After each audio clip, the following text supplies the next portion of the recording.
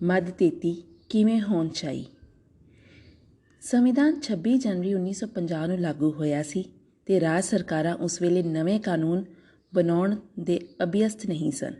ਇਸ ਲਈ ਭਾਰਤ ਦੀ ਪਾਰਲੀਮੈਂਟ ਨੂੰ ਅਧਿਕਾਰ ਦਿੱਤੇ ਗਏ ਕਿ ਸੰਵਿਧਾਨ 'ਤੇ ਲਾਗੂ ਹੋਣ ਤੋਂ 5 ਸਾਲ ਦੇ ਅਰਸੇ ਵਿੱਚ ਜੇ ਪਾਰਲੀਮੈਂਟ ਨੂੰ ਲੱਗੇ ਕਿ ਧਾਰਾ 369 ਵਿੱਚ ਦਰਜ ਵਿਸ਼ਿਆਂ ਬਾਰੇ ਕਾਨੂੰਨ ਹੋਣਾ ਜ਼ਰੂਰੀ ਹੈ, ਜਿਹੜਾ ਹੈ ਤਾਂ ਸਟੇਟ ਲਿਸਟ ਵਿੱਚ ਸ਼ਾਮਲ ਪਰ ਸਟੇਟ ਅਸੈਂਬਲੀ ਵੱਲੋਂ ਕਾਨੂੰਨ ਨਹੀਂ ਬਣਾਇਆ ਗਿਆ ਤਾਂ ਪਾਰਲੀਮੈਂਟ ਉਹ ਕਾਨੂੰਨ ਬਣਾ ਸਕਦੀ ਹੈ, ਭਾਵੇਂ ਉਹ ਸਟੇਟ ਲਿਸਟ ਵਿੱਚ ਹੀ ਦਰਜ ਹੋਵੇ।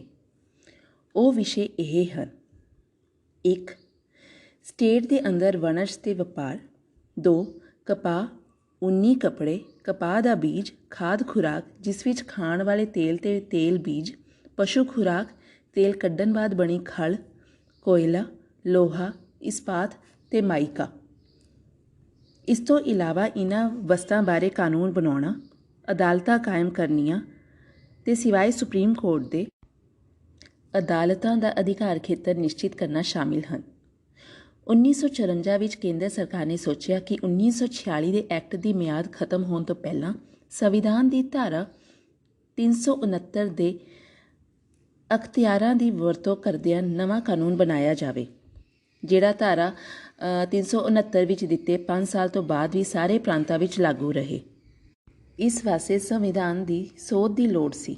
ਇਸ ਮੰਤਵ ਲਈ ਇੱਕ ਬਿੱਲ ਤਿਆਰ ਕੀਤਾ ਗਿਆ, ਜਿਸ ਅਨੁਸਾਰ ਸੰਵਿਧਾਨ ਬਾਰੇ ਕਾਨੂੰਨ ਬਣਾਉਣ ਦੀ ਤੀਜੀ ਲਿਸਟ ਵਿੱਚ ਐਂਟਰੀ ਨੰਬਰ 33 ਪਾਈ ਗਈ, ਜਿਸ ਅਧੀਨ ਕੇਂਦਰ ਸਰਕਾਰ ਨੂੰ ਵੀ ਵਣਜ ਤੇ ਵਪਾਰ ਦੇ ਅਧਿਕਾਰ ਮਿਲ ਜਾਣੇ ਸਨ।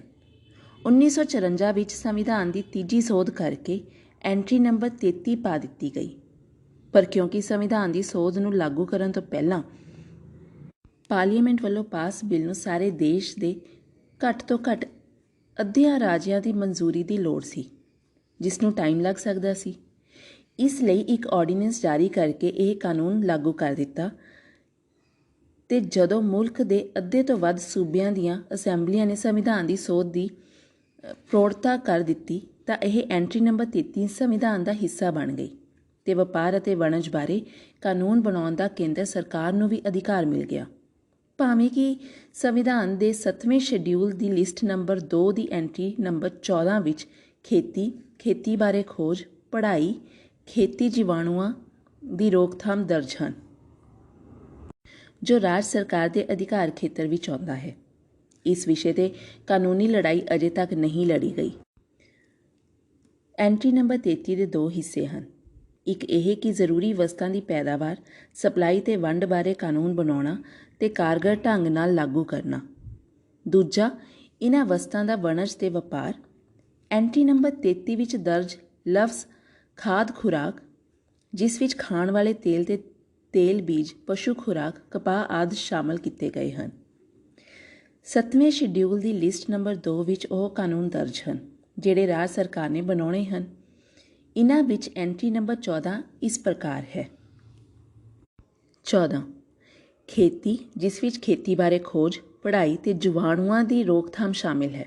18 ਜ਼ਮੀਨ ਭਾਵ ਜ਼ਮੀਨ ਤੇ ਅਧਿਕਾਰ, ਜ਼ਮੀਨੀ ਹੱਦ ਜਿਸ ਵਿੱਚ ਮਾਲਕ ਤੇ ਮੁਜ਼ਾਰੇ ਦਾ ਰਿਸ਼ਤਾ, ਬਟਾਈ ਜਾਂ ਠੇਕੇ ਦੀ ਪ੍ਰਾਪਤੀ, ਖੇਤੀ ਵਾਲੀ ਜ਼ਮੀਨ ਦੀ ਤਬਦੀਲ ਮਲਕੀਅਤ, ਜ਼ਮੀਨ ਦੀ ਕਸ਼ਮਤਾ ਵਧਾਉਣੀ ਤੇ ਖੇਤੀ ਬਾਰੇ ਕਰਜ਼ੇ ਤੇ ਮਕਾਨ ਅਸਾਰੀ ਸ਼ਾਮਲ ਹਨ। ਕੇਂਦਰ ਸਰਕਾਰ ਦਲੀਲ ਦਿੰਦੀ ਹੈ ਕਿ ਮੱਧ 14 ਵਿੱਚ ਖੇਤੀ ਬਾਰੇ ਵਣਜ ਵਪਾਰ ਸ਼ਾਮਿਲ ਨਹੀਂ ਹਨ, ਇਸ ਲਈ ਐਂਟਰੀ ਨੰਬਰ 33 ਲਾਗੂ ਹੁੰਦੀ ਹੈ। ਤਾਂ ਫਿਰ ਖੇਤੀ ਕੀ ਹੈ? ਵੈਬਸਟਰ ਡਿਕਸ਼ਨਰੀ ਮੁਤਾਬਿਕ ਐਗਰੀਕਲਚਰ ਭਾਵ ਖੇਤੀ ਦੀ ਪਰਿਭਾਸ਼ਾ ਇਸ ਤਰ੍ਹਾਂ ਹੈ: ਖੇਤੀ ਕਰਨਾ ਅਨਾਜ ਪੈਦਾ ਕਰਨ ਲਈ ਜ਼ਮੀਨ ਜੋਤਣ ਦੀ ਸਾਇੰਸ ਅਤੇ ਕਲਾ ਹੈ। ਇਸ ਵਿੱਚ ਪਸ਼ੂ ਤੇ ਮੁਰਗੀ ਪਾਲਣ ਸ਼ਾਮਲ ਹਨ। ਤਾਂ ਫਿਰ ਅਨਾਜ ਫੂਡ ਗ੍ਰੇਨ ਅਤੇ ਖਾਦ ਖੁਰਾਕ ਫੂਡ ਸਟੱਫ ਵਿੱਚ ਕੀ ਫਰਕ ਹੈ? ਇਹ ਨਵਾਂ ਸਵਾਲ ਹੈ। ਡਿਕਸ਼ਨਰੀ ਮੁਤਾਬਿਕ ਗ੍ਰੇਨ ਯਾਨੀ ਕਿ ਦਾਣਾ ਇੱਕ ਛੋਟਾ ਸਖਤ ਕਿਸੇ ਖੁਰਾਕੀ ਪੌਦੇ ਦਾ ਬੀਜ ਹੈ, ਜਿਵੇਂ ਕਣਕ, ਰਾਈ, ਹੋਰ ਅਨਾਜ ਆਦਿ।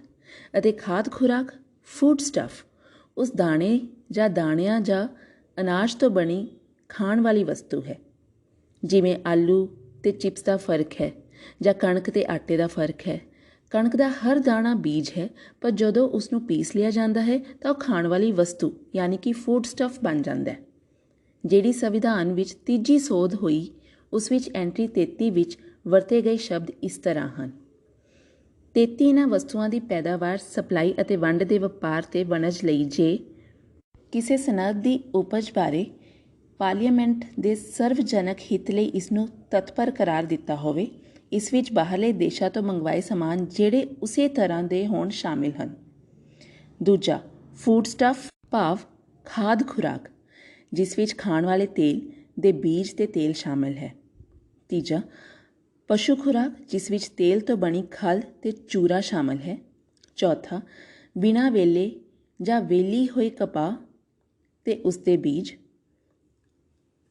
5, ਕੱਚਾ ਪਟਸਨ, ਜਿਸ ਤੋਂ ਬੋਰੀਆਂ ਬਣਦੀਆਂ ਹਨ। ਇਹਨਾਂ ਬਾਰੇ ਕਾਨੂੰਨ ਬਣਾਉਣਾ ਕੇਂਦਰ ਸਰਕਾਰ ਨੇ ਆਪਣੇ ਹੱਕ ਵਿੱਚ ਗਿਣ ਲਿਆ। ਇਹਨਾਂ ਤੱਥਾਂ ਦੇ ਸਰਵੇਖਣ ਤੋਂ ਇਹ ਸਾਬਿਤ ਹੁੰਦਾ ਹੈ ਕਿ ਦਾਣੇ ਜਾਂ ਅਨਾਜ ਅਤੇ ਖਾਦ ਖੁਰਾਕ ਯਾਨੀ ਕਿ ਫੂਡ ਸਟਫ ਵਿੱਚ ਫਰਕ ਹੈ। ਅਨਾਜ ਸਿੱਧਾ ਨਹੀਂ ਖਾਧਾ ਜਾ ਸਕਦਾ, ਇਸ ਨੂੰ ਖੁਰਾਕ ਵਿੱਚ ਬਦਲਣਾ ਪੈਂਦਾ ਹੈ। ਇਹ ਤਾਂ ਹੀ ਫੂਡ ਸਟਫ ਬਣਦਾ ਹੈ। ਫਲ ਸਿੱਧੇ ਖਾ ਸਕਦੇ ਹਾਂ, ਉਹ ਅਨਾਜ ਦੀ ਪਰਿਭਾਸ਼ਾ ਵਿੱਚ ਨਹੀਂ ਆਉਂਦੇ। ਭਾਵੇਂ Gujarat high court 3 supreme court ਦੇ ਇੱਕ ਫੈਸਲੇ ਵਿੱਚ ਫੂਡ ਸਟਫ ਵਿੱਚ ਫੂਡ ਗ੍ਰੇਨ ਨੂੰ ਸ਼ਾਮਲ ਮੰਨਿਆ ਗਿਆ ਹੈ, ਪਰ ਸ਼ਬਦਕੋਸ਼ ਵਿੱਚ ਇਹ 2 ਵੱਖ-ਵੱਖ ਸ਼ਬਦ ਹਨ। ਇਸ 'ਤੇ ਨਿਰਣਾਇਕ ਬਹਿਸ ਹੋਈ ਹਜੇ ਬਾਕੀ ਹੈ।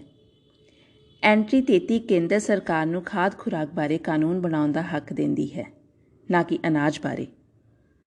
ਇਸ ਲਈ ਇਹ ਕਾਨੂੰਨ ਕੇਂਦਰ ਸਰਕਾਰ ਦੇ ਅਧਿਕਾਰ ਖੇਤਰ ਤੋਂ ਬਾਹਰ ਹੋ ਜਾਂਦੇ ਹਨ। ਮੱਧ 33 ਵਿੱਚ ਫੂਡ ਗ੍ਰੇਨ ਭਾਵ ਅਨਾਜ ਦਾ ਜ਼ਿਕਰ ਹੀ ਨਹੀਂ। ਇਸ ਲਈ ਕੇਂਦਰ ਸਰਕਾਰ ਇਹ 3 ਕਾਨੂੰਨ ਸੰਵਿਧਾਨਕ ਤੌਰ 'ਤੇ ਬਣਾ ਹੀ ਨਹੀਂ ਸਕਦੀ ਸੀ।